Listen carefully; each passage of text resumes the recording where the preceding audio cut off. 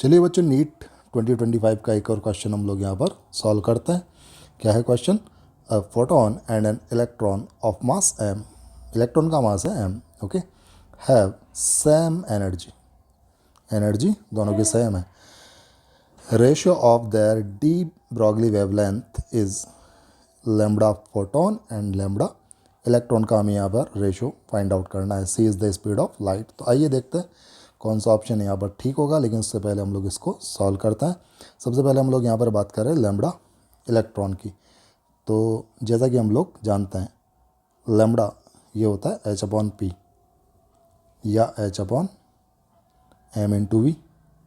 ठीक है। और p को हम लोग लिख सकते हैं 2me का अंडर रूट। ये बात आप लोग जानते हैं अच्छे से, ठीक है। तो ये आ रहा है बच्चों lambda electron h/2 mass into energy, और ये under root, let it is equation 1। अब बात करते हैं लैम्बडा फोटोन की। लैम्बडा फोटोन की बात करें तो इसके लिए हमें पता है कि यहाँ पर भी h/p का यूज़ होगा, ठीक है।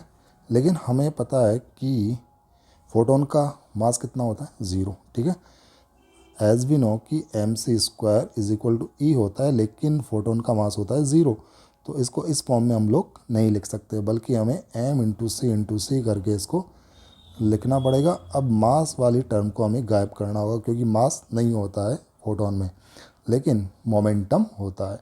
तो हमें इसको p/c इज इक्वल टू ई की फॉर्म में लिखना होगा। अब देखिए यहाँ से p का वैल्यू कितना आ रहा है? e/c, ठीक है। तो यहाँ पर हमें प्राप्त हो रहा है लैम्बडा ऑफ फोटोन, h की जगह h, ठीक है, और p की जगह e/c, ठीक है। तो ये c आ रहा है ऊपर। अब हमें यहाँ पर फाइंड आउट करना है lambda photon upon lambda electron.